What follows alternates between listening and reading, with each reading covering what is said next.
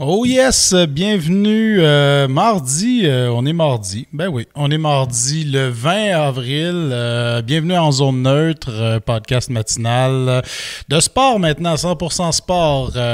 J'ai annoncé hier en fait que ça allait être à partir de jeudi sur l'édition vidéo si on veut, là, en tout cas l'édition hebdomadaire, ouais, c'est ça, c'est l'édition hebdomadaire. Donc, ce sera 100% sport et les épisodes audio aussi vont tourner autour du sport. Donc voilà pour aujourd'hui. Une journée pluvieuse. Hier, beaucoup de choses dans le monde du sport. D'ailleurs, défaite du Canadien de Montréal et ça va pas très bien. On va s'en parler un petit peu. Défaite du Canadien. Blessure de Carey Price. Carey Price blessé au cours de la première période. N'est pas revenu par la suite dans le match. On va en savoir un petit peu plus aujourd'hui. Est-ce que la blessure de Carey Price est la solution du Canadien?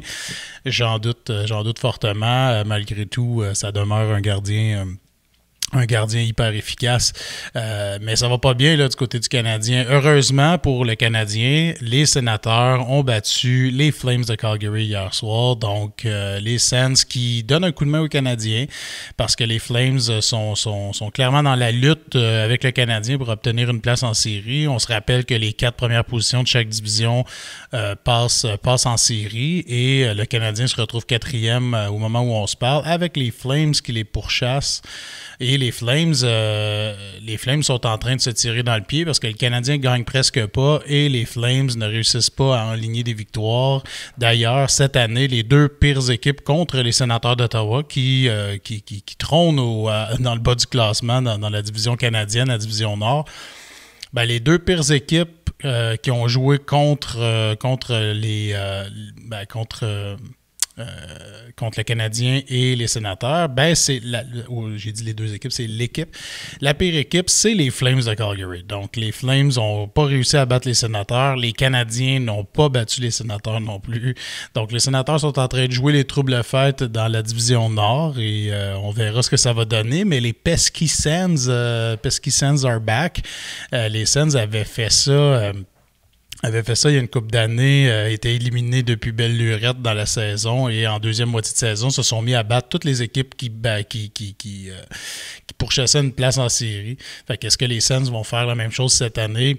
À suivre, en espérant pas trop parce que, étant un fan des Sénateurs et du Canadien bien sûr, mais un fan des Sénateurs aussi, j'espère qu'ils vont tanker pour avoir le premier choix au repêchage, mais ça, l'avenir nous le dira. Donc, défaite du Canadien contre les Flames hier. J'ai pas vu de gros flash dans ce match-là. Ça n'a pas été un grand... j'ai dit contre les Flames, mais c'est contre les Oilers, en fait. Les Sénateurs ont battu les Flames. Donc, Connor McDavid s'est réveillé à un moment donné dans le match, dans la deuxième moitié du match, et c'était terminé. Donc, quand on parle d'un gars qui peut changer l'allure du match à lui tout seul, Connor McDavid est probablement le seul dans la Ligue nationale avec peut-être Alexander Ovechkin qui peut se parker sur le bord de la bande et attendre une passe pour décocher un tir rapide. Sinon, je pense que McDavid est probablement le seul à pouvoir le faire. Puis, il est plus tout seul. Il y a Leon Draisaitl qui est avec lui, qui peut faire une pas pire job aussi. Donc, les Oilers cette année vont peut-être surprendre en série. Ça fait une éternité qu'on les attend avec tous ces premiers choix repêchage qu'ils ont eu dans le passé. Est-ce que c'est l'année des Oilers? Malheureusement pour les Oilers, c'est peut-être l'année des Maple Leafs en même temps. Donc là, un moment donné, il va falloir se séparer l'année, là. Fait que, possiblement que les Oilers devront attendre leur tour, mais les Maple Leafs ont habitué pas mal tout le monde à choker, donc grosse possibilité que ça arrive encore une fois cette année, malgré que je vois pas comment, dans la division Nord, je vois pas qui peut les arrêter. Donc, c'est probablement un billet direct vers le carré d'as de la Ligue. D'ailleurs, merci à tous ceux que, suite à notre épisode de hockey de la semaine passée, où est-ce qu'on était pas mal mêlés comme un jeu de cartes, comme on dit, au niveau de la structure puis de comment ça se passe dans les séries cette année. Je vais peut-être prendre un petit 2 minutes pour le faire. La façon que ça fonctionne dans les séries, la première ronde des séries, c'est les 4 premières positions de chaque division. Donc, 1 contre 4, 2 contre 3. Et ensuite de ça, les 2 gagnants dans la division de ces 2 séries-là vont s'affronter à la suite de ça pour un autre 4 de 7. Les 2 formations. La formation ayant récolté le plus de points étant, favorisé au niveau du home team. Là. Donc, c'est ça. Et à la suite de ça, on va se retrouver avec 4 gagnants de toutes les divisions possibles. Et ça va être encore un 1 contre 4, 2 contre 3 en fonction des points accumulés pendant la saison régulière. Donc, il va y avoir pour le carré d'as en 3e ronde, ça va être le gagnant de chacune des divisions, autrement dit, sur un reclassement de 1, 2, 3, 4, 1 contre 4, 2 contre 3. Et ensuite de ça, les 2 gagnants vont s'affronter en finale de la Coupe Stanley. Et tout ce beau cheminement-là, de là l'importance d'aller chercher des points en saison régulière parce que tout se passe avec les points de saison régulière. Donc, l'équipe qui va avoir accumulé le plus de points en saison va avoir l'avantage de la glace en finale de la Coupe Stanley. Donc, c'est un petit peu comme ça cette année, vu que les divisions ne sont pas séparées Est et Ouest. Donc, le Nord, tu vois, ça pourrait être une équipe de l'Ouest canadien. Donc, mettons, les Jets de Winnipeg pourraient se retrouver en finale de la Coupe Stanley contre... J'allais dire les Sharks de San Jose, mais ça, c'est quasiment impossible que ça se passe. Mais une équipe de l'Ouest américain, par exemple, les Prédateurs de Nashville, qui sont plus dans la centrale, mais en tout cas, il pourrait y avoir 2 équipes des anciennes divisions conférences Est et Ouest qui s'affrontent en finale de la Coupe Stanley, que ce soit 2 équipes dans l'Ouest ou que ce soit 2 équipes dans l'Est carrément. Ça pourrait être Canadien-Boston en finale. Non, ça peut pas. Oui, ça pourrait être Canadien-Boston, en fait, en finale de la Coupe Stanley, ce qui n'est pas arrivé depuis qu'il y a des conférences Est et Ouest. Donc, voilà. Voilà, c'est dit. Sinon, dans le joli monde du sport, donnez-moi un instant, je me suis sorti des notes, là. Au niveau des résultats dans la Ligue nationale de hockey, il n'y a pas grand-chose à souligner hier. C'est ça. En fait, il n'y a pas grand-chose à souligner au niveau des pointages. Par contre, au niveau de l'actualité sportive dans la Ligue nationale de hockey, hier soir avait lieu le 1768e match de Patrick Marleau. Patrick Marleau qui devient, avec ce match-là, le joueur ayant disputé le plus de matchs dans l'histoire de la Ligue nationale de hockey. Donc, c'est tout un accomplissement, surtout dans l'ère où est-ce qu'il a joué. Autrement dit, il a joué dans une ère où il y avait beaucoup, beaucoup plus de blessures. Le hockey étant beaucoup plus physique, beaucoup plus demandant. L'entraînement à l'été aussi est beaucoup plus, de nos jours, est beaucoup plus demandante pour les athlètes. Et il y a des risques de blessures incroyables. Donc, le fait qu'il ait disputé 1768 matchs, c'est incroyable. À un certain moment donné, il en a aligné, je ne sais pas combien. Peut-être, je vais peut-être sortir la stats pour le podcast de demain, mais il en a aligné quelques-uns, là, et ça en faisait de lui l'homme de fer de la Ligue nationale. Donc, tout un accomplissement. La plupart de ces matchs-là ont été disputés en plus avec les Sharks de San Jose. Donc, il a fait un petit passage à Toronto, mais il est revenu avec les Sharks. Et je ne sais pas si ça va être sa dernière saison parce que malgré le fait qu'il a ralenti un peu, puis ça c'est quelque chose qui est assez particulier de Patrick Marleau, c'est que pourquoi il a toffé aussi longtemps que ça dans la Ligue nationale, c'est que c'est un bon patineur. C'est probablement un des meilleurs patineurs. Peut-être pas en vitesse pure, mais au niveau de l'agilité sur patin, le départ explosif, tout ça, c'est un joueur qui peut encore se tirer son épingle du jeu dans cette Ligue nationale qui est rendue hyper rapide, hyper jeune. Oui, il a perdu de la vitesse, mais le fait qu'il était au-dessus de la moyenne dans ces caractéristiques-là, disons-le comme ça, ça fait qu'aujourd'hui, en 2021, malgré qu'il est vieillissant, puis malgré que la Ligue nationale est de plus en plus rapide, lui, il devient un joueur moyen, on va s'entendre. C'est plus une superstar, c'est plus quelqu'un qui ramasse 80 points par année. Par contre, il est encore capable de jouer quand même parce qu'il y a cette agilité et cette rapidité-là qui, malgré le fait qu'il ait diminué un peu, il est encore au-dessus. Il est encore bien meilleur que les joueurs de la Ligue américaine. Donc, les Sharks, en ayant Patrick Marleau dans leur alignement, oui, les Sharks sont à chier, on va se le dire. C'est pas une grosse équipe. Mais malgré le fait que Patrick Marleau soit dans l'alignement, c'est pas la cause que les Sharks sont moins dominants. Donc, il est encore capable de jouer. C'est autrement dit, là, pour le dire de cette façon-là. C'est comme ça. Baseball hier, les Blue Jays avaient un congé, donc les Blue Jays ne jouaient pas hier soir. Ça va leur faire du bien parce que bon, là, ça a été une série assez difficile contre les Royals de Kansas City. Personnellement, je m'attendais que les Blue Jays allaient au moins s'en sortir avec une fiche de 500 contre les Royals, ou plutôt gagner la série. En fait, c'est l'inverse qui est arrivé. Ils ont gagné un seul match dans cette série-là. Et le manque de profondeur au monticule pour les lanceurs partants commence à se faire sentir. Quand c'est pas Ryu ou Matz qui lance, et Matz, c'est une surprise, là. Steven Matz, l'ancien des Mets, c'est carrément une surprise. Donc, pas une surprise parce que ça a toujours été un bon lanceur, mais une surprise dans le sens que les Mets ont démissionné avec lui, il y a eu des blessures, tout ça. Là, il signe un contrat avec les Blue Jays et fiche de 3-0 pour commencer la saison. Donc, 3 belles victoires qui donnent aux Blue Jays. Donc, si c'est pas de lui puis c'est 3 victoires, on peut se questionner. Là. Les Blue Jays ont un seul partant qui fait la job si on enlève Ryu.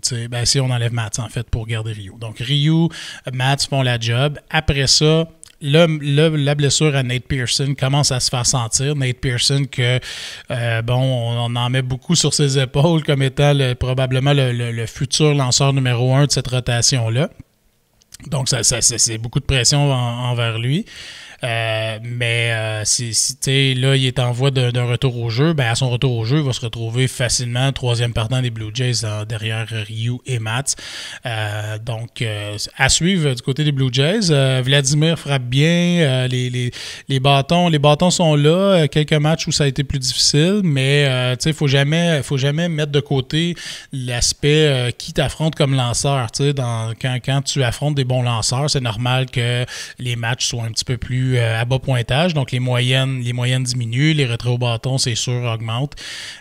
Ça fait partie du baseball. Les bons lanceurs vont trouver un moyen de freiner les grosses attaques, comme par exemple les Blue Jays qui ont une solide attaque, et les Yankees qui ont la pire fiche de la Ligue américaine en ce moment, alors que beaucoup de monde voyait les Yankees en finale de la Série mondiale. Donc oui, la saison est encore super jeune, puis on aura la chance d'en discuter avec les gars de Passion MLB jeudi lors du podcast hebdomadaire. J'ai bien hâte de leur jaser de ça. Les Yankees, déception. Les Red Sox, surprise.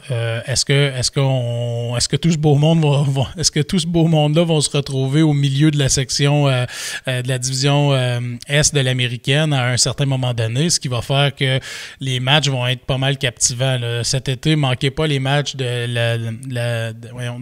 l'Est de l'américaine.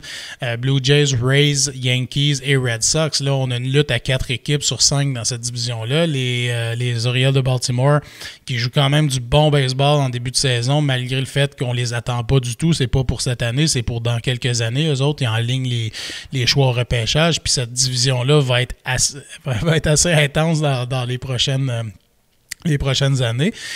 Et espérons que ces fameux Rays de Tampa Bay qui font partie de cette division-là se retrouvent à Montréal pour pouvoir les voir live à Montréal. Ces beaux match-ups-là. Donc, à suivre, mais c'est ça. Les Blue Jays étaient en congé hier. Ça va leur faire du bien, un petit congé bien mérité. Sinon, dans les actualités, au niveau du football, on a Alex Smith qui annonce sa retraite après 14 saisons. Alex Smith, c'est le plus beau retour dans la NFL l'année passée.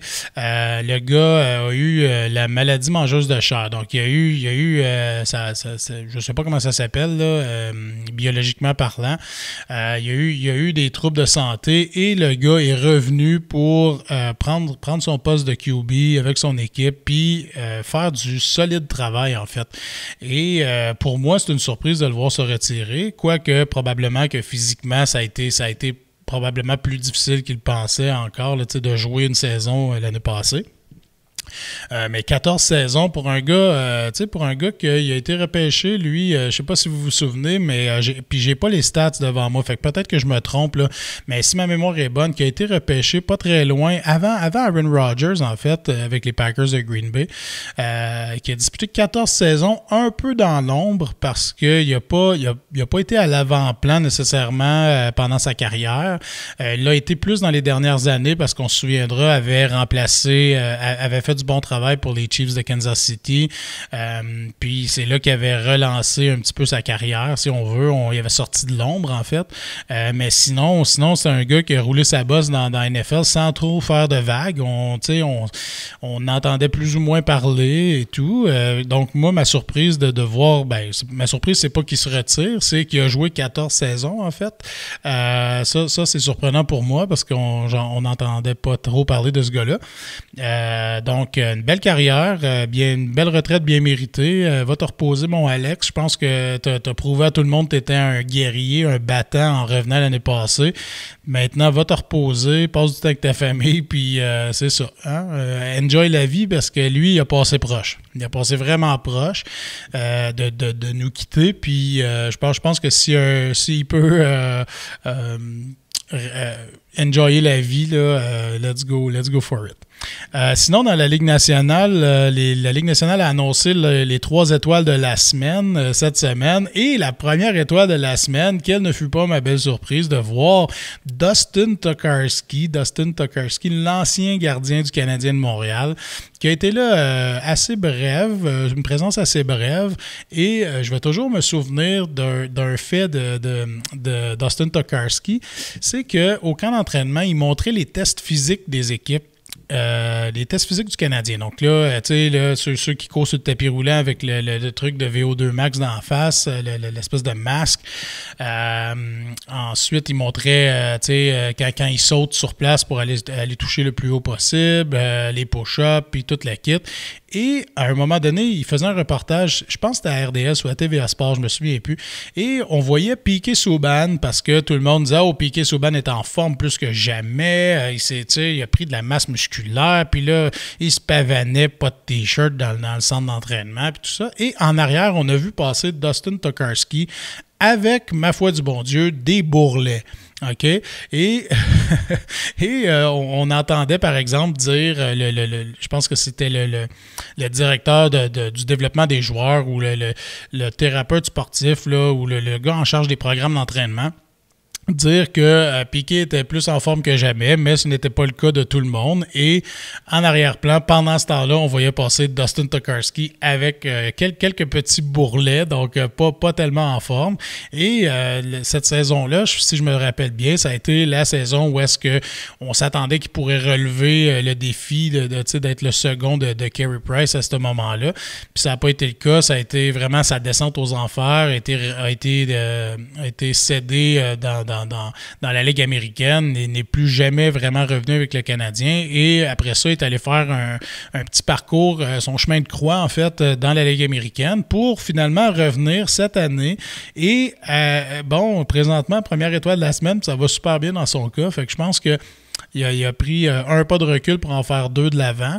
Félicitations Dustin Tokarski, c'est le moindre qu'on puisse dire. Donc voilà, ça va être tout pour ce matin et je vous invite à écouter le podcast hebdomadaire en zone neutre à 18h jeudi. On va recevoir les gars de Passion MLB, on va recevoir Renaud Bourbonnais de Attitude Football et quelques surprises au travers de ça. On va un petit peu lancer la nouvelle mouture du podcast 100% sport avec mes collaborateurs. On va annoncer d'autres collaborateurs aussi. On va jaser de sport tout au long de l'émission.